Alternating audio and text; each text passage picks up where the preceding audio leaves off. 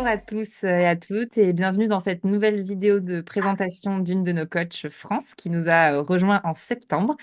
Alors chez Med Reconversion, on aime bien incarner le message qu'on porte et justement France a un parcours très inspirant qu'elle accepte de nous livrer aujourd'hui.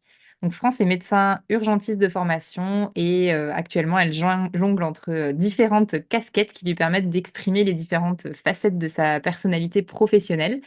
Elle est à la fois collaboratrice en médecine du travail, elle conserve une activité de régulation médicale de la permanence de soins, et puis elle a développé une activité de coaching de santé et plus récemment de consultante en bilan de compétences chez Med Reconversion. Donc, merci beaucoup France d'avoir accepté de partager ton expérience et ton parcours avec nous aujourd'hui. Est-ce que dans un premier temps, eh bien, tu peux te présenter à nous et nous parler des raisons qui ont fait que tu as voulu évoluer professionnellement quand tu étais urgentiste? Alors, bonjour Marion. Alors, la médecine d'urgence, c'est un métier passionnant que j'ai exercé pendant presque 28 ans et qui m'a vraiment beaucoup apporté et que je continue à aimer, Mhm. mais qui, au fil du temps, est devenu pénible en termes de charge mentale, mais aussi en termes d'horaire, hein.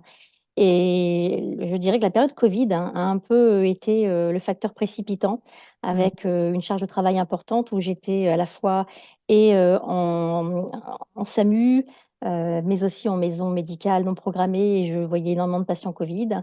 Et il y a vraiment eu pendant 2 ans une activité très, très intense. Et là, je me suis dit: «Il faut que je me questionne sur mon avenir, sur un métier qui me permettra de continuer à avoir du sens, mais aussi à me préserver». Parce que j'étais Mhm. des fois debout pendant 26 heures avec la route pour rentrer chez moi. Et c'est vrai que, ben, ça commençait à devenir vraiment compliqué et les appels, en régulation ne cessent d'augmenter depuis Mhm. des années de par le système de santé. La, la crise sanitaire que nous vivons fait qu'il y a de plus en plus de gens aux urgences. Et donc, je me suis retrouvée au fil des années avec un Mhm. planning de plus en plus chargé, une charge de travail de plus en plus importante et donc bien sûr, bah, une fatigue, qui à un Mhm. moment, ben, fait qu'on s'interroge et on se questionne Ok. et voilà, d'où les questionnements et d'où mes choix actuels. Ok. Et donc, si je comprends bien, voilà, au fil du temps, au fil des années, il y a un peu d'usure qui s'est installée dans cette activité d'urgentiste qui est à la fois passionnante, qui est un métier de cœur, hein, et je sais pour que tu me l'aies déjà Mmh. partagé que c'est aussi un Ouais. réel deuil pour toi que d'avoir un peu laissé cette médecine d'urgence derrière toi. Quand tu t'es posé toutes ces questions, qu'est-ce qui t'a orienté finalement vers la médecine du travail? Ou est-ce que ça a été directement ça, ou est-ce qu'il y a eu d'autres étapes? Non, alors il y a eu beaucoup de questionnements. Mm. Le fil conducteur, ça était pour moi, de trouver un métier qui continue à avoir du sens, c'est-à-dire de pouvoir être Ouais. utile aux autres, de Ok. pouvoir aussi, porter secours aux autres, les accompagner et puis, avec un métier qui pourrait être compatible avec une qualité de vie, et surtout, une santé. Mm. Et là, je me suis donc effectivement interrogée sur toutes les possibilités et il y en a un certain nombre. Et étant coach depuis une dizaine d'années, pardon, ce que j'aime beaucoup dans le coaching, c'est vraiment l'accompagnement. C'est de Ouais. pouvoir aussi j'ai constaté beaucoup de souffrance au travail. J'étais très sensibilisée, Ok. à la thématique de la souffrance au travail et je me suis dit: «Mais être médecin, en santé au travail, ça me permet d'être, au cœur de cette souffrance au travail» et je me suis dit: «Voilà, j'aimerais pouvoir me former pour pouvoir là aussi aider», puisque le travail prend une place très importante dans la vie de chacun et je me dis: «Comment est-ce que je peux intervenir pour pouvoir aider donc toutes les gens qui travaillent pour être en meilleure santé et pour surtout aussi, hem, trouver des solutions pour moins souffrir au travail». Ok. Oui, donc si je comprends bien, c'est de par ton activité de coaching qui était un peu orientée autour de la prise en charge de la qualité de vie au travail, enfin avec des problématiques en tout cas de qualité de vie au travail, que ça a fait sens pour toi de te dire, bah en fait, mon futur, ça va être vers la médecine du travail pour allier un peu ces deux choses. Tout à fait. Euh, et pour le coup, donc si je comprends bien également, l'activité de coaching, tu l'avais développée avant quand tu étais urgentiste. Qu'est-ce qui t'a Exactement. amené au coaching? Comment tu as Mmh. découvert ça? Alors, je dirais par 2 portes d'entrée. La Ouais. première, c'est que, je soignais des corps mais je me rendais bien compte qu'il fallait Mmh. aussi soigner des esprits, soigner des angoisses, des anxiétés et j'ai toujours été attirée par cette, je pense cette complémentarité du corps et de l'esprit Mmh. et donc toutes les, médecines complémentaires comme l'hypnose m'attiraient, comme, la psychothérapie m'attirait et j'ai eu la chance, parce que la vie est faite de rencontres, de rencontrer un jour un coach et psychologue qui avait écrit un livre qui s'appelle «Le manuel de l'auto-coaching» et qui m'a, parlé de son ouvrage et je trouvais ça passionnant. Je ne connaissais pas le coaching et il, m'a parlé d'un outil que depuis j'ai adopté et que j'adore qui s'appelle la PNL, la programmation neurolinguistique.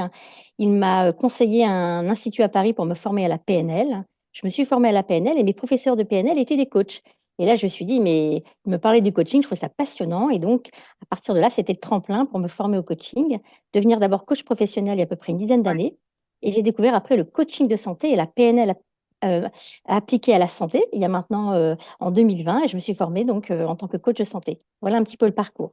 OK et est-ce que tu peux justement nous en dire un peu plus sur cette activité de coaching de santé? Parce que ça enfin, je pense, moi, je suis persuadée à titre Mmh, personnel que vraiment mmh, c'est quelque chose, d'hyper utile pour les années à venir. Donc mmh. est-ce que, voilà, tu peux Oui, nous en dire un peu plus? oui. Alors le coaching santé est très connu, dans les pays anglo-saxons parce Mmh. que, il est un aujourd'hui, nous préparons notre santé de demain. Mmh. Et les Américains dont on connaît les prix, des soins, des assurances, ont compris que la prévention était primordiale et que c'est en allant voir des coachs de santé et en essayant par la prévention de faire en sorte qu'il n'y ait pas de maladie ou de prévenir certaines maladies qu'ils éviteront la survenue donc des pathologies. Et donc les coachs de santé sont de plus en plus fréquents, aux États-Unis, de plus en plus Ouais. nombreux et cette entité commence à venir en France. Le but du coaching de santé, c'est d'arriver à accompagner une personne pour l'aider à gérer au mieux sa santé. Déjà en lui montrant les effets néfastes de certains comportements, Mmh.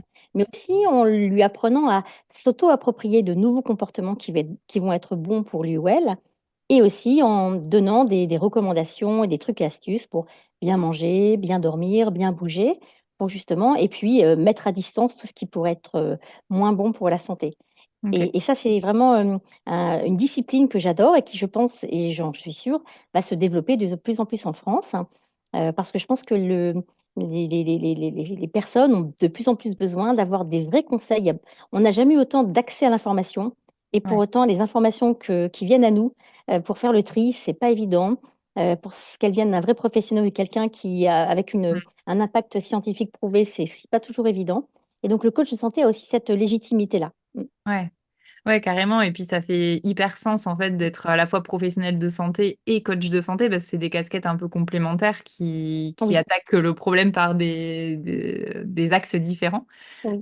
Enfin, en tout cas, ça fait sens. D'ailleurs, lors de ma formation, il y avait des Ouais. infirmières, des médecins, heu et de plus en plus des kinésithérapeutes, des pharmaciens OK. qui, se forment au coaching de santé. La OK. nutrition, le bien manger, bien dormir. OK. Et enfin, quel type de personnes, du coup, tu accompagnes maintenant en coaching de santé? Est-ce que, voilà, c'est des professionnels de santé? Est-ce que c'est d'autres personnes? Est-ce que voilà, tu peux nous dépeindre un peu le type de Oui, prise en charge parfois que tu fais? Enfin, de prise en charge, oui. sans rentrer dans les détails, mais voilà, le type de personnes et de Oui. thématiques. Mmh. Alors actuellement, j'exerce aussi bien en tant que coach professionnel que aussi Ouais, coach de santé. Donc, les consultants que je vois viennent pour ces 2 motifs différents. Soit ce sont souvent des motifs de gestion du stress, hein, de troubles anxieux pour lesquels, ou de problématiques de phase de transition qui sont souvent des phases déstabilisantes. OK, Donc, là ce sont des et puis souvent aussi, un manque de confiance en soi où là le coaching peut vraiment avoir une valeur ajoutée au savoir pouvoir parler en public, mieux communiquer, comprendre, les enjeux d'une communication. Ça aussi, ce sont des thématiques très importantes pour moi et puis de plus en plus, hein, je suis très sensible à la souffrance des soignants. mmh, Pour moi, c'est vraiment un sujet d'importance, hein. Je J'ai malheureusement, vu des soignants en grande détresse, hein. Le covid a aussi majoré cette souffrance au travail de par c'est multifactoriel et je suis très impliquée pour essayer d'aider mes contemporains à aller mieux, ouais, pouvoir continuer à faire un métier qu'ils aiment et dans des bonnes conditions et en se préservant. mmh, OK. On rejoint, la qualité de vie au travail. Oui, La boucle est bouclée. oui. Ok. Et comment ont réagi du coup tes proches ou tes collègues lorsque tu as voilà, mis un peu de côté cette casquette d'urgentiste pour t'orienter vers ces autres activités? Alors, ce qui est sûr, c'est que je sens en moi que ça, c'est pas un adieu définitif. Hmm. Je pense que, voilà, je ferai peut-être des missions humanitaires où la médecine d'urgence me servira, des rapatriements, des surveillances d'événements sportifs. Voilà, là, je continuerai de pouvoir euh, poursuivre dans cette voie que j'adore. Comment ma famille a réagi? Alors, c'était une partie des personnes qui me connaissent bien m'ont dit, mais c'est pas possible, c'est un métier que tu as en toi, on te voit pas faire autre chose parce qu'ils savent ô combien c'est un métier qui me passionne et qui m'a passionnée. Et puis une autre partie m'a dit aussi en même temps, mais il est temps que tu prennes soin de toi, il est temps que tu fasses attention à toi. La vie est courte hein. Et ils m'ont vu souvent enchaîner des gardes, des week-ends, des fêtes, des 26 heures. Ils m'ont vu fatiguée, ils m'ont vu tout donner au travail, faire beaucoup de sacrifices, hein, c'est la réalité, Ouais. beaucoup de sacrifices personnels, familiaux. Et donc, ils m'ont dit, il est peut-être temps maintenant de poursuivre dans une voie qui va te permettre de prendre soin de toi. Hmm. D'accord. Donc ça Voilà a finalement leur été plutôt bien message. reçu par ton Oui, entourage, même s'il y a oui, pu avoir un peu d'incompréhension, au oui. final, La surprise. voilà, de la Mhm. surprise. En tout cas, il y a eu du soutien quand même. Ok. Oui, tout à fait. Ok. Et aujourd'hui, est-ce que tu peux nous dire voilà, en quoi consiste ton activité professionnelle, comment tu articules un peu tout ça? Oui, oui. Alors, euh, pour ceux et celles qui ont fait un bilan de compétences, je dirais que moi, j'ai une personnalité qui a un côté artistique fort, mais un côté social. Donc, j'ai besoin d'être en lien avec les gens. Ça, c'est vraiment très important pour moi. Le lien, c'est important. Mais aussi, j'ai besoin d'une certaine liberté, d'une certaine créativité. Et ne faire qu'un seul métier de façon monotone, c'est quelque chose qui m'aurait pas épanouie. Et actuellement, je me retrouve bien dans mes Mm. multiples activités, mais je tiens à dire, il faut toujours faire attention à, là aussi, ne pas dépasser les horaires hein, et Mm. justement, faire beaucoup de choses, c'est bien, mais il faut aussi le faire en respectant des cadres qu'on s'est fixés pour ne pas arriver à l'épuisement. Et donc là, actuellement, j'arrive à trouver un trépied entre la médecine du travail, Mm. la permanence de soins où je fais de la régulation médicale au SAMU, et puis mon activité de coach. Et Ok. donc, ces trois activités nourrissent mon envie de renouvellement, mon lien social, puisque j'ai vraiment le sentiment d'être là en lien avec les patients, en lien avec les consultants. Et puis, ce côté absence de routine, puisque ça, il y a et voilà, chaque jour est différent. Ok. Ouais, tu t'y retrouves bien. Ça te permet, comme on disait en introduction, enfin, d'exprimer les différentes facettes de ton profil et de ta personnalité professionnelle. Tout à fait. Selon toi, quelles seraient les difficultés d'une reconversion ou d'une évolution professionnelle pour les soignants et notamment pour les médecins Mm, et comment, enfin, quelles sont tes pistes pour mm, arriver à les dépasser? oui. Alors, je pense que la problématique vient que du fait de nos études, il y a un formatage qui fait que l'on pense, de par le rang à l'internat qui va définir une spécialité, on va être enfermé dans cette spécialité tout au long de notre vie et souvent avec une impression de subi puisque cette spécialité dépend d'un rang à l'internat.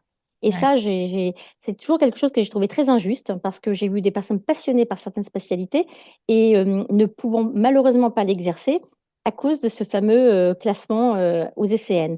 Et Mm. donc, le message que j'ai envie de dire, c'est que lorsque l'on aime vraiment un métier, on peut quand même arriver par d'autres voies à accéder à si ce métier est vraiment le métier de passion et de choix. Je pense aussi que la médecine n'est pas la prison des fois dans laquelle on peut se sentir enfermé, mais qu'il y a plein de voies différentes. Il y a plein de façons d'exercer sa médecine et d'être médecin. On peut aussi des fois, quand on est malheureux dans son activité, changer sa façon de la pratiquer pour pouvoir justement retrouver du sens et du bonheur dans son métier. Et ça me Ouais. paraît fondamental actuellement. Je vois beaucoup de confrères et consoeurs qui sont malheureux dans leur activité et en repensant les choses différemment, qui pourraient réapporter un peu plus peut-être de soleil dans leur vie. Mm. Et ça, je pense que voilà, c'est quelque chose. Donc croire en soi, toujours avoir le fil conducteur, c'est en fait qu'est-ce qui a du sens pour moi? Mm. Qu'est-ce que j'aime profondément? Qu'est-ce qui fait sens? Et je pense que c'est ça qui doit en permanence nous guider. et pour ne pas à un moment être déconnecté de sa tête et aller vers des choses qui forcément ne vont pas forcément nous correspondre ou à un moment qui vont nous lasser. Mm. Et se faire confiance, Hmm. ça me paraît important. Ouais. Oui, se reconnecter à ce qui est important pour nous, suivre ce fameux fil ou son étoile polaire, ce qui est Oui, vraiment primordial pour nous. oui, Et puis ouais, faire confiance aussi dans le fait que si on a parfois ce désir de changement ou qu'en tout cas on sent qu'on n'est pas pleinement à notre place, pas pleinement aligné, il faut aussi écouter ce qui se passe. Ça ne veut pas dire qu'il faut tout exactement. changer, mais en tout cas, il y a peut-être des ajustements, des choses à faire. Et contrairement, enfin voilà, tu le vois bien dans les bilans de compétences qu'on Oui, accompagne, ce sentiment d'impasse que la oui, plupart des soignants oui, nous amènent au début de bilan. Et en fait, oui. on n'est pas dans une impasse. Mais c'est vrai que ça demande à se reprogrammer. Tout à fait. Et ce qui arrive très souvent, c'est qu'à un moment, lorsque l'épuisement arrive, il y a une perte de sens avec un grand doute. C'est en Ouais, fait pourquoi je suis là et est-ce que vraiment c'était ma place? ouais. Et vraiment, moi, plutôt un message d'espoir que j'ai envie de délivrer, c'est dans ces moments-là, ça fait partie, ça s'appelle une crise, c'est un moment difficile, mais il faut le traverser, c'est important, parce qu'il va permettre de remettre en place les plaques tectoniques pour repartir sur de nouvelles bases, en vraiment continuant ce qui fait sens pour soi. Mm, Et beaucoup retrouvent de l'énergie pour refaire dans la médecine un métier, en tout cas dans la santé, un ouais. métier qui leur plaît. Mmh. Quel conseil tu donnerais, toi, à quelqu'un qui souhaiterait se lancer dans une reconversion ou dans un bilan de compétences, mais qui n'a pas encore osé franchir le cap? Alors, je pense que la première question à se poser, c'est: «Est-ce que je suis bien là où je suis? Est-ce que je suis Mm, bien dans mon job? Et est-ce que, j'ai des envies d'ailleurs? Est-ce que, c'est mon job en lui-même qui me plaît pas ou est-ce que c'est l'environnement qui me plaît pas?» Et c'est important des fois d'être aidé, d'avoir quelqu'un à l'extérieur qui va nous aider déjà à faire le tri pour qu'on mm, comprenne qu'est-ce qui fait qu'actuellement on n'est pas si heureux que ça dans son travail. Et à partir de là, en fonction des pistes qui ont émergé, je pense que le rôle du coach et du bilan de reconversion du bilan de compétences va être fondamental pour pouvoir justement nous aider, nous redonner de je dirais de l'essence pour pouvoir, aussi des fois nous dire: «Mais en fait, le métier que tu as choisi correspond à qui tu es, mais mm, comment est-ce que tu aimerais le voir et qu'est-ce qui t'apporterait? Qu'est-ce que tu ne veux plus? Qu'est-ce que tu veux encore?» Moi, je dis souvent: «Si vous avez une baguette magique, mm. hein, et qu'on vous donne la possibilité de vous dire: "Voilà, demain, vous faites le métier que vous voulez", quel métier vous aimeriez faire?» C'est des questions, il faut des fois ne pas se mettre de frein, parce que souvent on se met soi-même des obstacles et je pense que tout est possible. Ouais. Et oui, c'est très juste ce que tu dis, c'est que souvent, quand on est tout seul à faire ces réflexions-là, on a du mal à dépasser, à se projeter dans ce qu'on veut. On a les freins Oui, qui viennent immédiatement et parfois on a besoin d'un reflet, hein, d'un miroir. Souvent, le coach est mmh, le miroir, en fait, oui, hein, qui nous aide à envisager, à se dire que c'est possible et qu'il y a pas, enfin voilà, qu'il faut en tout cas poser les choses et étudier les mmh, possibilités sans directement se dire, ah non, c'est pas possible, quoi. Est-ce que voilà, il y a quelque chose que tu aurais aimé, nous partager aujourd'hui, que tu nous as pas encore dit? mmh. Hem, alors ce que j'aimerais partager, c'est toujours de garder l'espoir. Mmh. De faire ce que l'on aime, c'est vraiment important. Moi, ce qui m'a toujours guidée, c'est l'amour de l'humain et je pense que quand on aime, l'humain, on sait que l'humain est pas facile en ce moment. Il y a beaucoup de violence, il y a beaucoup de situations complexes, mais il faut voilà, si toujours garder ce fil conducteur, se préserver et il y a une phrase que je dis souvent à mes consultants, dans cette, société où on parle beaucoup d'écologie et c'est important, je leur dis toujours: «Faites ce qui est écologique pour vous-même» et l'écologie personnelle, pour moi, c'est quelque chose de fondamental et Mmh. donc quand vous vous posez une question, quand on vous donne une mission, quand posez-vous la bonne question: «Est-ce que ce que je vais faire va être écologique pour moi?»